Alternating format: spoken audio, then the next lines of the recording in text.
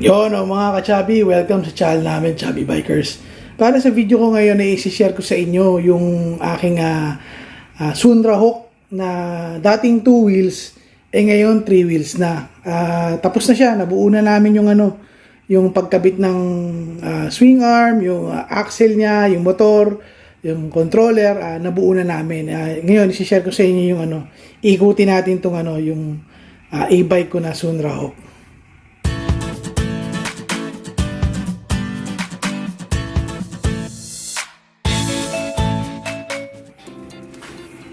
Yo, mga ka-chubby,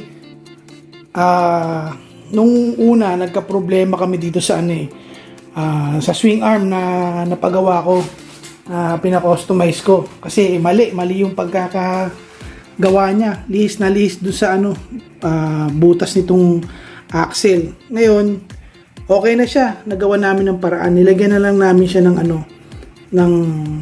angle bar. Wala doon sa angle bar, bumutas kami.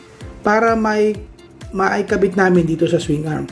So, itong angle bar ay winelding mismo dito sa axle. Para makabit namin ng maayos. At hindi nakakalis yung tornilyo. Ngayon okay na siya, nakabit na namin. Meron kaming plate sa ilalim, tapos washer, tapos ganun din sa ibabaw. Nung una, mga chabibi, yung pagkakakabit ng axle na to ay nasa ilalim. So, naging okay naman yung tindig niya, kaso mataas.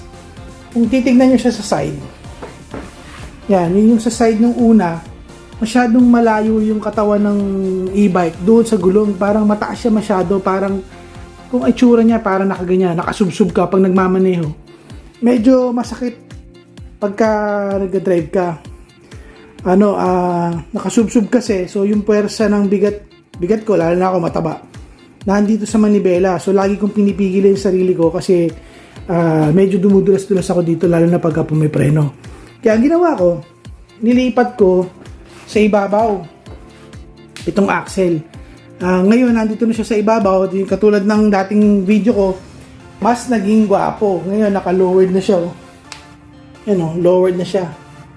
Kahit mababa siya, mga chabibi,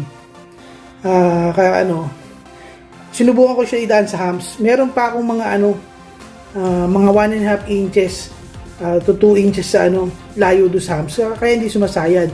Kahit dito sa sa stand na to, kahit mababa na siya, meron pa ring space. So hindi siya sumasayad. Kaya hopefully sana sa lahat ng mga humps ganun. Pero pag may mga malalaking humps, yun ang hindi ko alam, yung mga parang bundok, yung mga nakaganon na sobrang tataas, baka sumayad na yan. Pero sana naman wag. Tsaka mas maganda yung ride niya. Nung nasa ilalim yung axle, itong manibela na to pag pinapaangat, magalaw, sobrang magalaw to. Kailangan mo talagang pigilan yung paggalaw niya, parang gumagano-ganon siya. Ngayon, wala na. Wala nang nilipat sa taas yung axle na sa swing arm, wala na. Hindi na to magalaw. So stable na siya. Kahit bitawan niyo pa yung manibela, okay naman siya, diretso lang yung andar niya. Yung motor pala na naikabit dito, mga ka-chubby, 1,500 watts. Sobrang bilis niya. Yung torque niya sobrang malakas kung ikukumpara doon sa dati. Although yung dati kasi, yung hub motor 1,800 watts, malakas sana siya, kaso yung controller, para siyang naka-program lang sa meron siyang limiter, so talagang mabagal lang siya.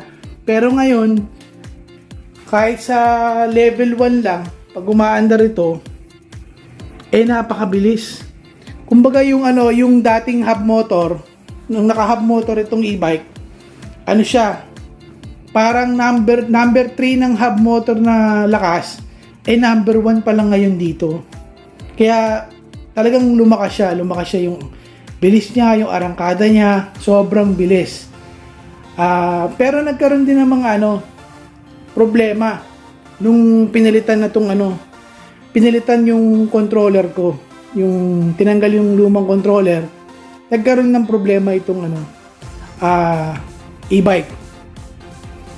Okay mga ka-chubby, kinuha ko lang yung susi, papakita ko sa inyo.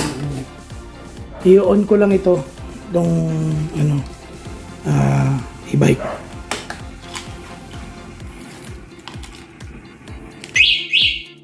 Yan.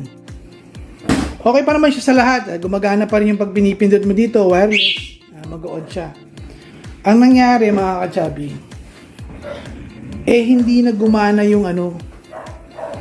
Nung nagpalit kami ng controller, hindi na gumana yung speedometer, tsaka itong trip na to, tsaka yung syempre yung odometer na rin niya, naging ganyan na lang siya, zero, hindi na siya umaandar. Ang nangyari pala, sabi sa akin nung technician na gumawa nito, yung nag-wiring nito, hindi daw kasi compatible yung controller ko na controller na nailagay dito sa e-bike dito sa panel, itong panel board ng e-bike na to, hindi sila compatible. Kasi yung dati kasing nakakabit dito na ano na controller, parang ano, napo-program siya. So yun nga, ito yung kinabit kasi dito ng ano controller, yung siguro yung basic na nakikita nyo lang na controller na pahabang ganon, na kulay silver na may mga grooves na maraming ganon, yung mga typical na nakakabit sa mga e-bike, mga 4 wheels e-bike, yun yung nilagay dito. Hindi naman programmable yun.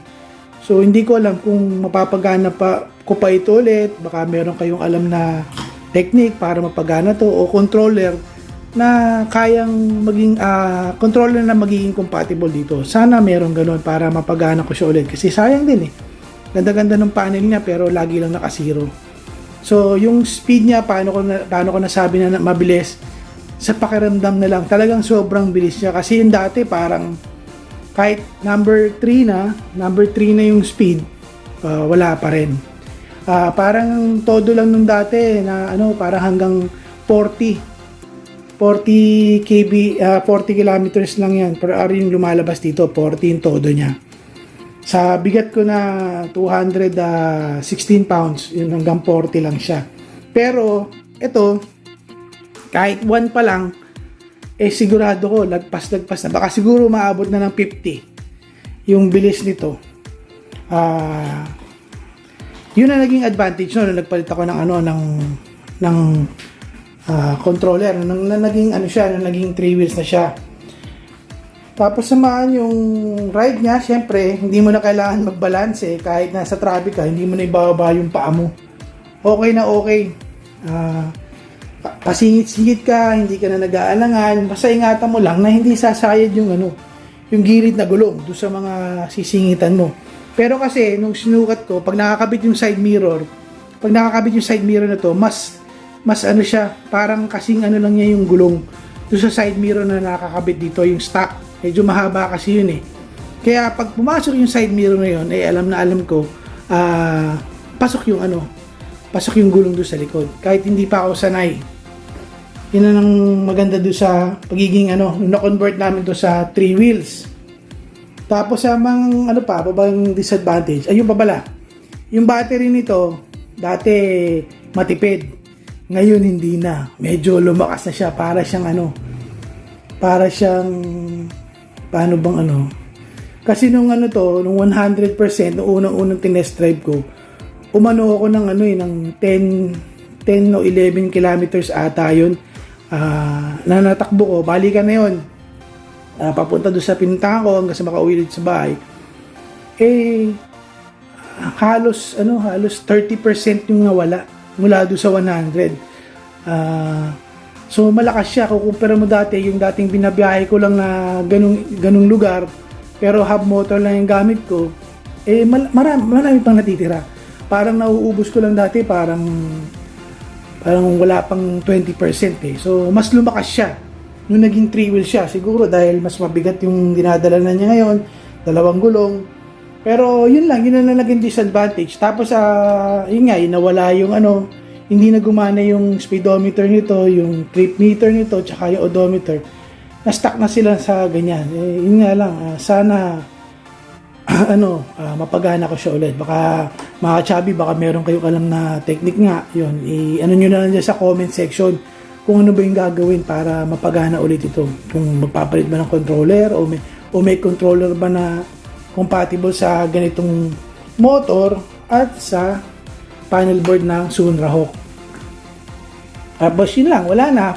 Sa ride, kung papipiliin ako kung yung 2 wheels o itong 3 wheels, syempre dito na ako sa 3 wheels. Walang kahirap-hirap.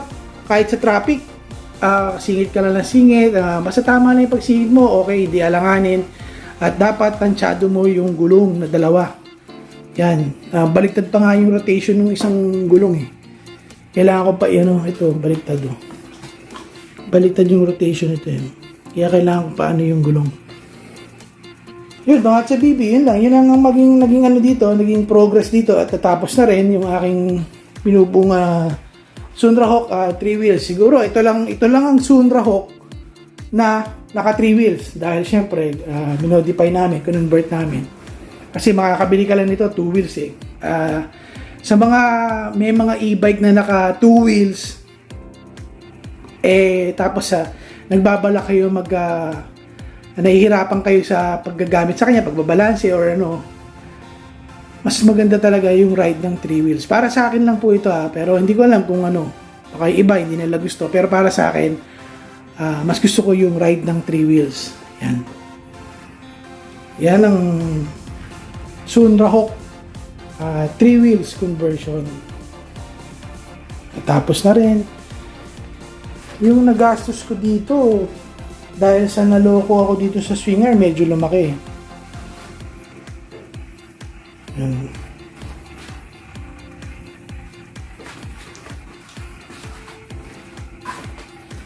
Okay mga chabibi, kita-kits sa susunod yung video. Ang gagawin ko naman dito, meron siyang bubong, hard top. Actually meron nga, ito nga. Ito na ito na yung hard top ko. So sa susunod kong video, ipapakita ko sa inyo pag nakakabit na yan. Para makita nyo yung itsura ng 3 wheels kong na Sunra Hawk na meron siyang bubong. Ang maganda dyan kasi hard top, tapos yung niya, yung hindi yung plastic cover na parang windshield.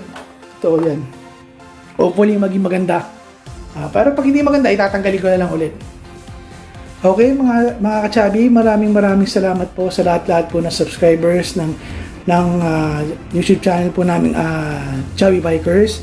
Sa mga bago namin subscribers, maraming salamat po sa lahat ng suporta na ibinibigay nyo sa channel po namin.